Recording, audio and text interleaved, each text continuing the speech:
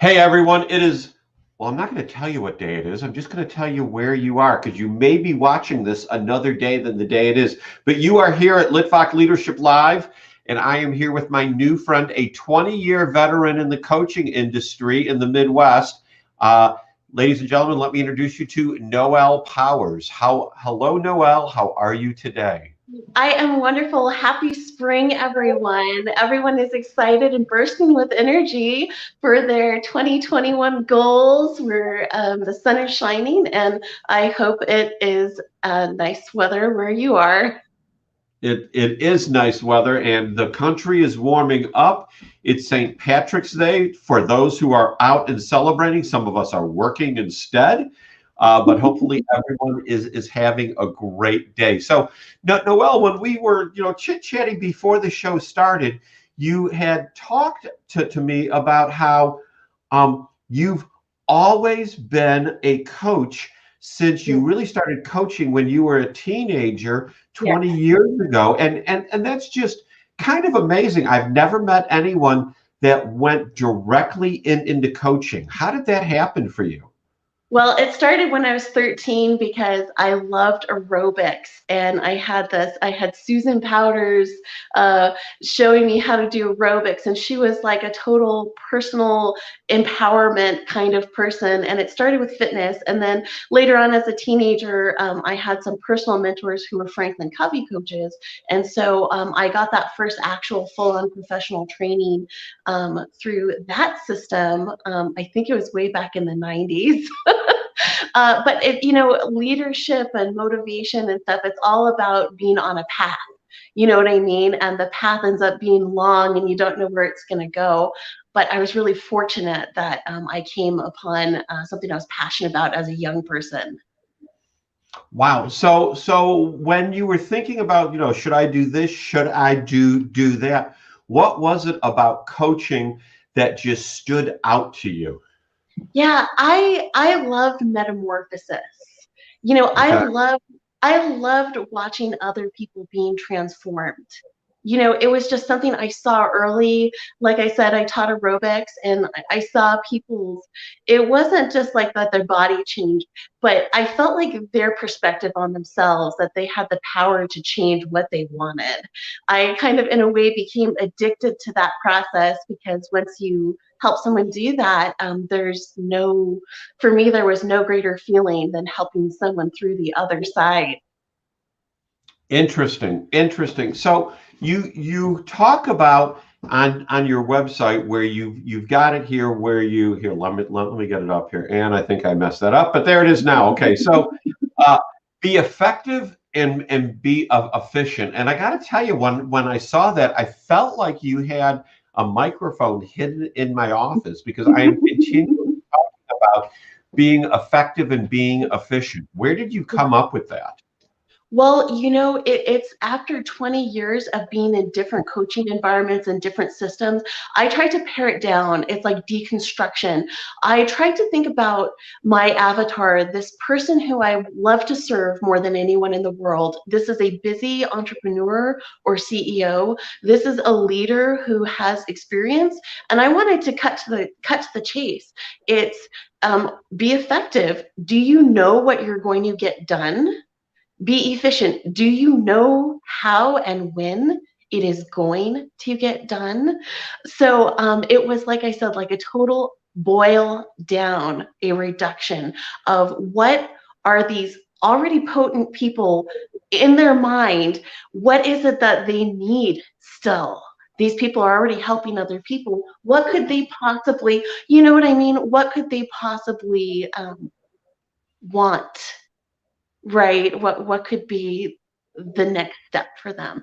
And I said, it's like, it has to be simple. It has to be, you have to know what you want to get done, and then you have to know that it's going to happen. So how do you suggest people balance their desire for effectiveness and efficiency against people who do not necessarily work on the same timetable as the individual as to what they want to accomplish? Oh, that's Fantastic. I love that question. So I always say that the people I'm talking to are natural born leaders. They want to make a positive impact on people's lives, and they hold themselves responsible for making sure it happens. And so I always say you need to have a vision as a leader or as any kind of influencer and break it down into steps or levels for the different parties, or in business they call them stakeholders, but break it down into expectations that might match that person well. But it has to be under the umbrella of having a vision.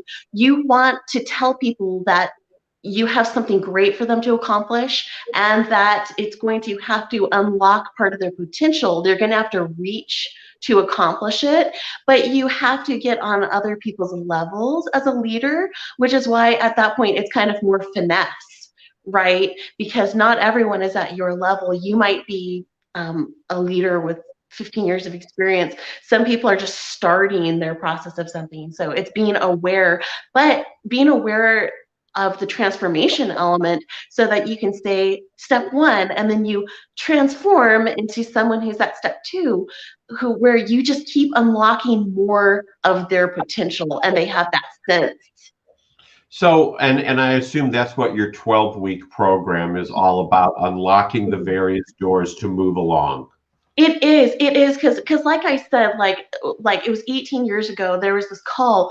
Why is it that everyone sets goals for themselves and their organization, but why is it that the 10 New Year's resolutions never change every year? You know what I mean? I'm in all these leadership communities online and these groups, and people are struggling with the same issues every single day.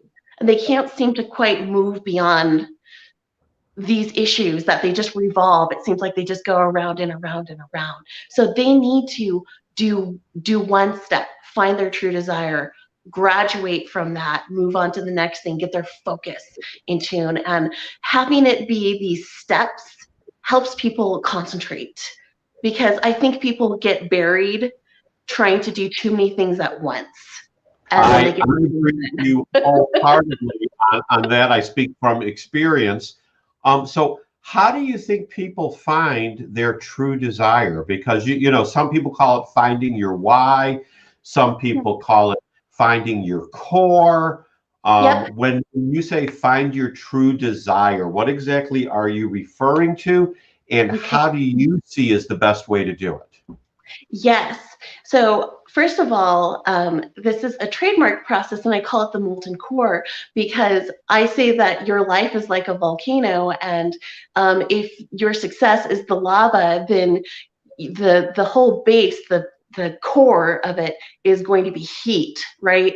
You need something to burn at 2,000 degrees to melt that rock into lava. And I say that your process of creating goals and being effective is the exact same as the middle of that volcano. And so I say, you know, there are some common exercises that you can do that are really common in coaching. But I always say, you know, picture your ideal day and your ideal life. Who are you helping? And in what capacity?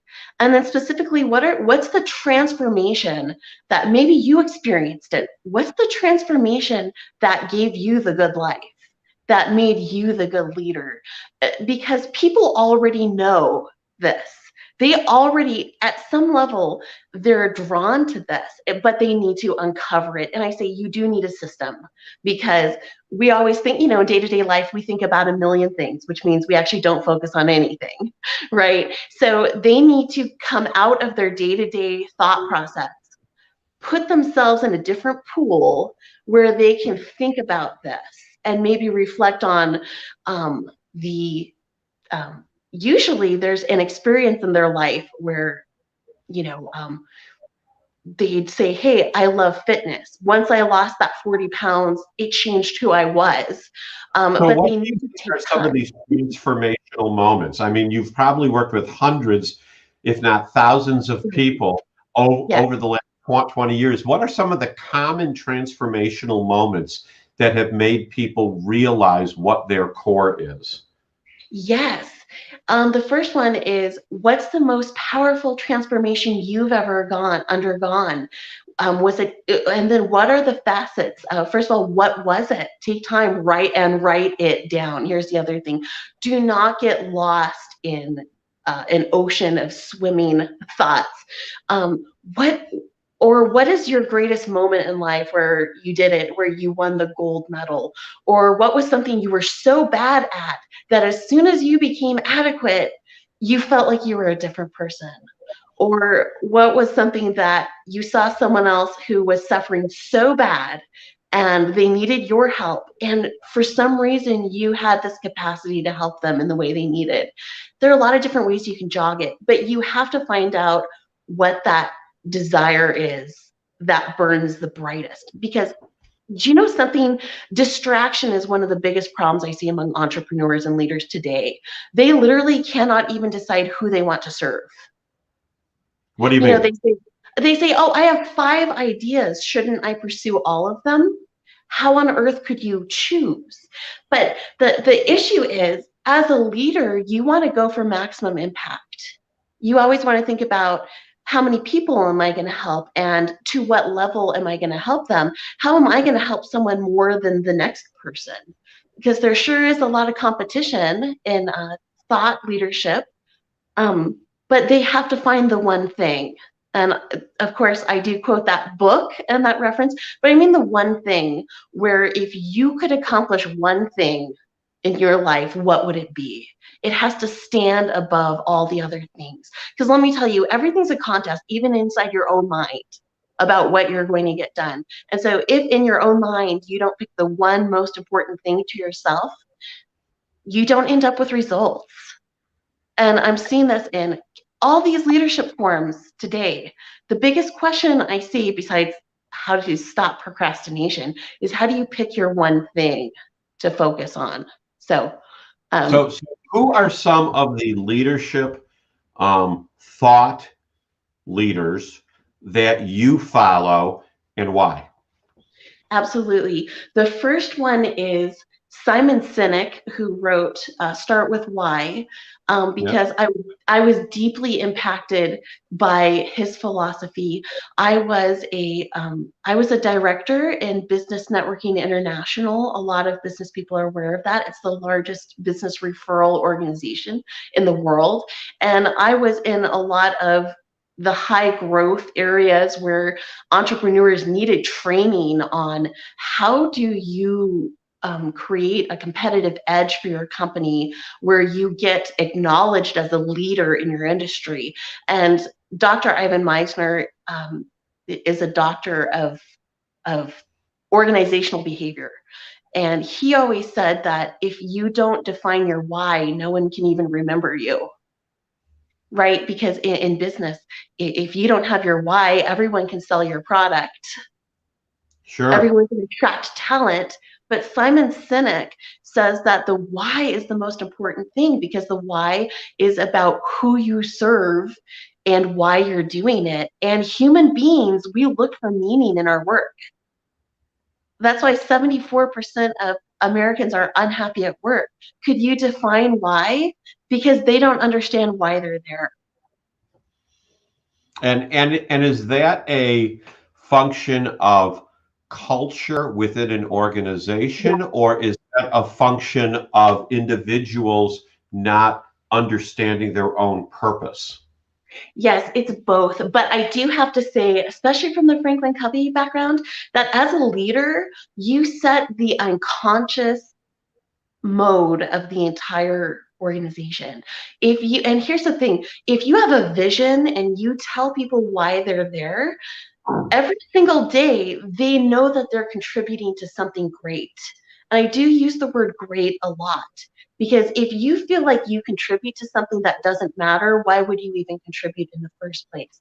So a big posit among visionary thought leaders is that the leaders of the organization always set the culture. So if people at that work environment don't understand, if they don't have a passion, they don't know why they're working, it's because the leaders didn't instill it in them, or they weren't careful enough with who was hired for that process, because your employees, Stephen Covey says that the real culture of your company happens when your employees know you're not watching. It's like, So, what are their thoughts? What are their behaviors? one of the things you wanted to talk about is what is a visionary leader? How do you define what a visionary leader is? Well, I'm going to define it this way. Back in 1962, President John F. Kennedy had a speech that he delivered to the world, and he says, "We are going to land on the moon in this decade, and we're going to do it because it's hard." Right? And we're going to do it because it's great, and we're going to do it because it's going to reflect the work and potential of the people of the free world. And then he was going to have us all work backwards. So what is a visionary leader? A visionary leader is going to posit a destination that doesn't exist yet, and he's going to tell everyone who's listening, he or she, that it's only possible with your contribution. A visionary leader, they pick a destination that they can't reach yet, and then they tell people that it's their contribution that makes the difference, because that is something visionary leaders make you reach for your own excellence to get things done. Interesting. Yeah. So you have another blog post where JFK create the vision and the ability to achieve it I will do. emerge. I'm sure that's what you were referring to. Yes, that is correct. And I wanted to talk about something that a lot of people go into leadership and they specifically become entrepreneurs because they have a strong sense of vision for what they want to accomplish. And I always say a positive impact. They instinctively want to make a positive impact in other people's lives. But it seems like as soon as they figure out what product or service they offer, they get lost in running a business. They get lost in They running get an lost in what? organization. They get lost in running an organization. They Okay. get lost in managing it. And then the last thing they think of is the vision that would help them make the positive impact that they wanted to make in the first place. So I'm saying that a lot of people, they were born to be visionary leaders, but then they forget how important their vision is. And then then there's a negative spiral. Why aren't my employees motivated, right? Why is the economy not as good as you know what I mean? Then they're not happy with what they create. And then they start looking for sophisticated reasons to get out of it. But it's kind of more of a back to basics. What's your vision? And do you even share it with people? What do they have to go on? So you talk about vision requiring clarity. Yes. How does one clarify their vision? Absolutely. If you could only accomplish one thing in your lifetime, what would it be? One thing. Just getting that clarity, getting that it has to be so important to you. I call it to the exclusion of all else. It's like Napoleon Hill says that the most successful people have a definite chief aim. And you sacrifice, and then here's the question, what would you sacrifice everything else for? Interesting. And what kind of answers do you get from people? I get all kinds of answers. And I always ask people, are you are you even in the right business? Do you even want to keep the same company? I say, don't look at day to day. People get lost on what's on their calendar this week. And you can't find vision by looking at what's right in front of you. You have to look at your ideal. What is my ideal? I always start with a 3-year goal. Pardon me. It's if you could accomplish anything in 3 years, what would it be? And you create this goal. And then I back up and I say, now you have some clarity. Then you can start to think about, okay, now what should I be doing? So it's like this reverse process. It's coming So, back in time. so why do you choose 3 years as opposed to 1 or 5 years? Oh, well, well, I love 3 years because you could kind of do a stretch goal, but it's like you need to put a number on it. And I always believe that in order to accomplish a goal in 3 years, you don't have the resources right now. Um, Okay. Gary Gary Hamel has this quote that I really love, and he says that when your expectations, when your goals exceed your current resources, your company grows.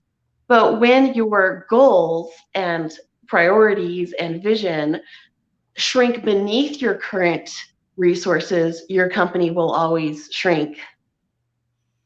So you Interesting. have to, so whether it's 3 years or 5 years, just like John F. Kennedy, you have to create a goal that you can't accomplish right now because it's the only thing that makes you stretch. Um, a lot of people, like I said, they start companies and they say, how am I going to pay my bills next month? And it's a scarcity mentality. They Yes. only see what's right in front of them and they get lost in that. They get lost in what color stapler am I going to buy? So talk about the scarcity mentality. I mean, I call it the poverty mentality, but I think we're talking about the same things. People Absolutely. looking at situations and thinking about it in their current situation as opposed to their desired situation. Absolutely. And that's, and you know something, until you have a vision and a goal, um, you have to, um, you're kind of lost on that. And I always say you can't focus on present circumstances because they don't mean anything. Your present circumstances are a product of a lack of clarity in your past usually. I say, you know, there's no failure because everything's experience, but you're probably, if you're in a lack situation, it's because you lacked clarity and focus and dedication in the past. But you need to stop looking at present circumstances because as a leader, you need to think in terms of potential and not what you see in front of you, or else you can't do it. Does that make sense? You can't It, look it, at, it makes right? sense. Right. So Just like, just, you know, and I always go back to JFK because he inspired so many people. Why was he the greatest leader in his generation? Because none of his contemporaries were willing to create a vision for people. They said the circumstances do not exist for us to explore space. We lack the resources to do this, so we're not going to tantalize these poor masses. But he knew that it was the opposite. You have to tell people that, yes, there's a huge gap between what we have now and what we will have then. so when you look at um, work-life balance, uh, I've been listening to Jeff Bezos a lot lately. Yes. He seems to be on a lot of the motivational and educational Oh, yes. videos that I'm listening to. And one thing that he talks about is he doesn't believe in work-life balance. He believes in work-life harmony. Now, Yes. you talk about only thinking about business at work, which I get and agree, and I could see where that's part of harmony. But how does one only think about their business when they're in the business? Okay, now I want to clarify something here. I come from a background of Taoist meditation. And the Taoists were all about simplifying things. And it's called How Do You Have Clear Thoughts? Okay. Right? And so they sit in a cave and they try to only undergo one process at a time. They try to only think of one thing at a time and do this. And I'm not telling people to not think about work when they're at home, but what I am saying is that if you spend 100% of your time worrying about work tasks, you spend 0% of your time focusing on the task. Because right when that motor is spinning in your head, when you can't focus on any one thing, if you focus on something all the time, you can't spend any time really focused on it. Does that make sense? And that's why I'm So saying, what you're saying is when you're worrying about a task, you're actually wasting your time yes, because you're not doing anything productive about that's the task. right. That's right. And then you train your mind to be effective or not. Let's take multitasking as an example. Multitasking is training your mind to not be able to concentrate. In Yeah, fact, I'm all right? against multitasking. Right, because when you multitask, what do? The chemicals actually harm the hippocampus in your brain, and it actually destroys your brain's ability to form focus and short-term memory. You can contribute to your own Alzheimer's by multitasking on a chronic basis. So you have to ask yourself, do you focus 100% on your tasks at work? And if you do, it means you can go off somewhere else and focus 100% on your relationships when you're there, or your dog, or your workout. But if you have diminished your own ability to focus, it means that the more you focus at work at home, the less you get done at work. Does that make sense? Yeah, now I've never heard anyone talk about, and I find it interesting, so I want you to build on it, how multitasking can lead to Alzheimer's. Absolutely. Well, I was very interested in the neurotransmitters in your brain as a teenager. I was one of those kids who was going to college during high school, and I was really interested in human behavior and how the brain functions work, how the brain chemistry works.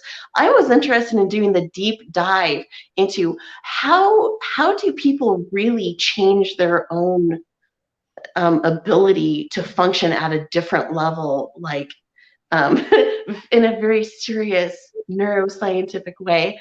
And absolutely, between the Taoist meditation traditions that I learned and modern research, I was very interested in focus and specifically distraction right now. Distraction is called the disease of the modern era. People are Right? so distracted. Distraction is called what? What distraction is often referred to as the disease of the modern era. Interesting. People are so distracted that they don't even remember what focus looks like or sounds like or feels like. And so I have people do an exercise and I say, you're going to write one sentence about one thing.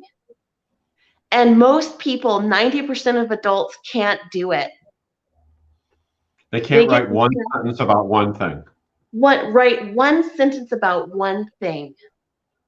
How are people not able to do that? Practice and expectation and discipline. They have not disciplined their mind to focus on one thing. And there's a lot to it. But like I said, your mind is programmed to do what you train it to do. So if you program your mind to jump from one commercial to the next, it expects to jump from one thing to the next. They call it the monkey mind in Eastern philosophy, versus Okay. the people who cultivate a discipline to focus, their ability to focus expands naturally. Interesting. And that is a seat, the controlling, being in the driver's seat of your mind unlocks your power to do things. And again, it goes right back to be effective, be efficient. How are you going to be effective if you don't even know what you're going to get done?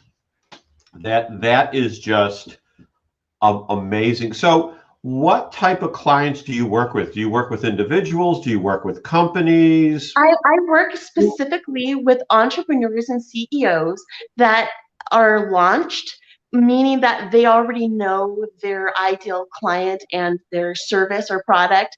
I don't work with people who they're still asking, what should I do?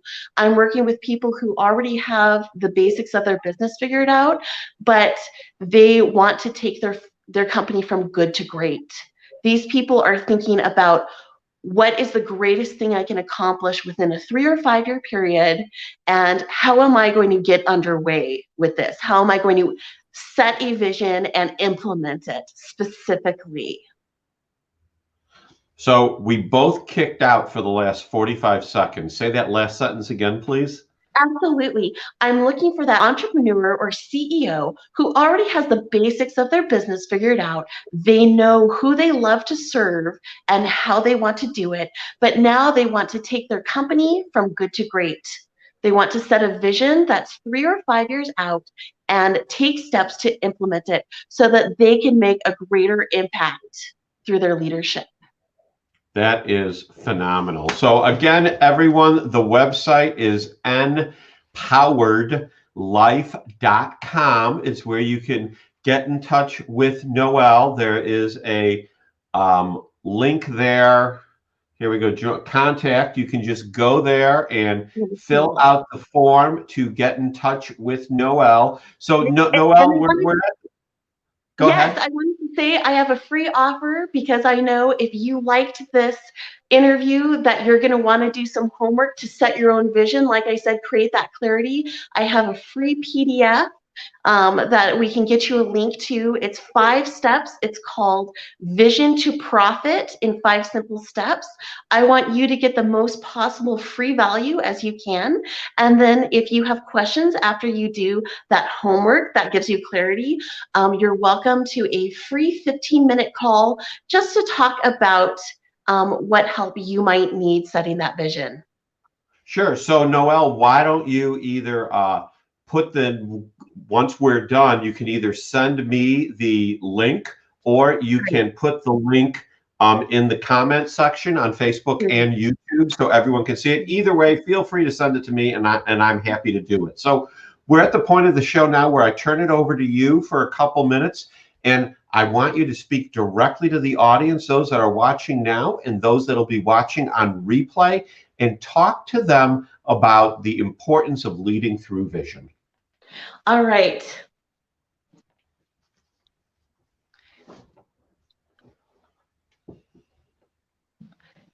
So last year during the COVID shutdown, I had every single thing in my life change. Every single major thing. I had moved states multiple times. I got divorced after 15 years of marriage. I was doing one thing full time and wanted to do something else. I had this vision that now was the time to start my own coaching company based on vision. And it just came to me. It was like this idea that came to me in the middle of the night during complete pandemonium. And I thought I had always wanted to make a really important impact on the lives of entrepreneurs, but I wasn't entirely sure how I was going to do it. And so I thought, I'm going to create a vision of 3 years out that it does not exist. It's not close to existing right now, because I need the power of transformation in my own life to make this work. And it's going to be this witness of the power of vision. And I'm going to do it first. I have to have this vision for myself. I have to undergo this powerful transformation for myself before I can help other people. So I encourage you that I know that you already have inspiration to lead with vision. I'm pretty sure you did. I'm sure you stay up at night sometimes just thinking, how can I help this person I love to serve? I say, go with that inspiration. And if you get resistance about it, follow the resistance. Think about 3 years from now. What will be the best day of your life? What's it going to look like? And who's going to be there? How many people have you helped? How did you help them? And I always say, Warren Buffett says that stop worrying about the mistake of making a mistake and start thinking instead, what would happen if you missed your big opportunity? We worry about the small things, the small loss of money, the small loss of reputation. We worry about our insecurities. But we really need to think about in 40 or 50 years when you're retiring, when you're looking at those candles on the cake, what is it you want to accomplish with your career for other people? And start thinking about how you can get there today. There you go. Noel, that definitely sums up and gives people a lot to chew on and think about. Thank you for being my guest today. Thank you so much. It's been wonderful. And you guys all enjoy a happy spring and stay healthy and safe. Awesome. Awesome. Everyone else, we'll be back tomorrow talking to another person from another part of the country about their own specific subject matter expertise in leadership. You have a great day now. Bye.